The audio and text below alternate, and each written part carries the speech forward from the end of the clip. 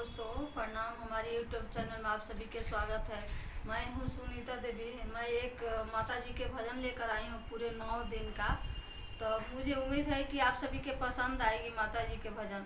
तो लाइक करिएगा और उससे ज़्यादा पसंद आएगी तो शेयर करिएगा, कमेंट बॉक्स में बताइएगा, फुल आवाज़ में सुनिएगा हमारे माता जी के भजन। है कैसा लगा? 9 दिन का है, पूरे नवरात्रि का। 9 दिन 9 दिन 9 दिन मैया जी 9 दिन मुबारक हो।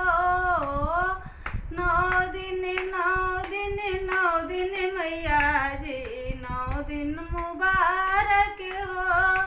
हमरा मैया के टीका शोभे, हमरा मैया के टीका शोभे।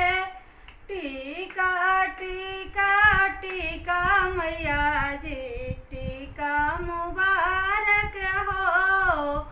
टीका टीका टीका मैया जी टीका मुबारक हो। 9 दिन 9 दिन 9 दिन मैया जी 9 दिन मुबारक हो। हमरा मैया के बिंदिया शोभे, हमरा मैया के बिंदिया शोभे। बिंदिया बिंदिया बिंदिया मैया जी बिंदिया मुबारक हो। बिंदिया बिंदिया बिंदिया मैया जी बिंदिया मुबारक हो। 9 दिन 9 दिन 9 दिन मैया जी 9 दिन मुबारक हो। हमरा मैया के चूड़िया शोभे, हमरा मैया के चूड़िया शोभे। चूड़िया चूड़िया चूड़िया मैया जी चूड़िया मुबारक हो। चूड़िया चूड़िया चूड़िया मैया जी चूड़िया मुबारक हो। 9 दिन 9 दिन 9 दिन मैया जी 9 दिन मुबारक हो। हमरा मैया के चुंदरी शोभे, हमरा मैया के चुंदरी शोभे।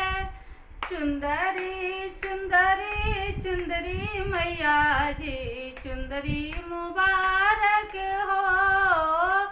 चुंदरी चुंदरी चुंदरी मैया जी चुंदरी मुबारक हो। 9 दिन 9 दिन 9 दिन मैया जी 9 दिन मुबारक हो।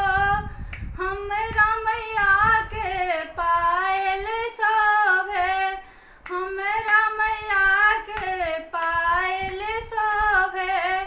पायल पायल पायल मैया जी पायल मुबारक हो। पायल पायल पायल मैया जी पायल मुबारक हो। 9 दिन 9 दिन 9 दिन मैया जी 9 दिन मुबारक हो। हमरा मैया के बिछिया शोभे, हमरा मैया के बिछिया शोभे। बिछिया बिछिया बिछिया मैया जी बिछिया मुबारक हो। बिछिया बिछिया बिछिया मैया जी बिछिया मुबारक हो। 9 दिन 9 दिन 9 दिन मैया जी 9 दिन मुबारक हो। 9 दिन 9 दिन 9 दिन मैया जी 9 दिन मुबारक हो। ये हमारी माता जी के भजन 9 दिन का पसंद आई हुई तो लाइक शेयर करिएगा, सब्सक्राइब करिएगा, कमेंट बॉक्स में बताइएगा कि हमारे माता जी के भजन कैसे लगा। फुल आवाज़ में सुनिएगा माता जी की बात।